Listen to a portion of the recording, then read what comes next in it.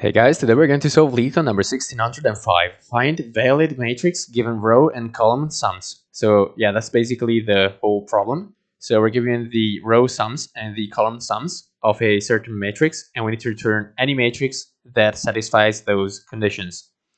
And keep in mind, we can only use non-negative integers in that matrix. So the first thing that I want you to realize is that you can use zeros in your result, right? So one thing that you can try to do is understand that the bound for every cell, like for example, let's say that we're trying to fill this row, so we don't know yet what the answer will be. We know that the sum of the first row should be at most, should be 3, exactly 3. And we know that the sum of the first column should be 4, right? So what is the greatest element that we can put here? It's the minimum between those two conditions. Because, for example, if we put 4 instead of 3, so if we put any larger number than 3 in this position, then we can't satisfy this condition because we'd have to use like a -1 or some negative number here. But we can't because of the problem statement. So instead, what we can do is we can always pick the minimum between the two bounds in the current cell, so the row sum bound and the column sum bound, and just set the element of the matrix to the minimum of those two. And then what you want to do is you want to update the other one. So for example, let's say that the minimum is this one, right? So we set the element to 3 because that is a minimum. And so now the remaining sum of the first row is now 0 because we don't need anything else. So we can set row sum to be 0. And so the next element, for example, will be 0.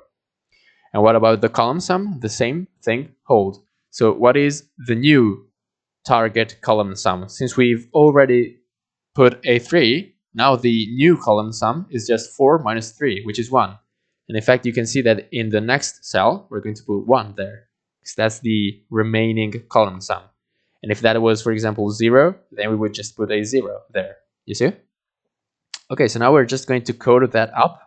So we're going to have to do a result array of arrays, so a matrix, and we're going to have to return it. And then we loop through every row, and we set the result. We push to the result a new array, which is going to be all of the values in that row. And what we do is we loop through all of the columns. So now we're looping horizontally. And we say at every position, we take the minimum of the bound of the row sum bound and the column sum bound. We take the minimum of those. And we set the cell of the current cell of the result to that.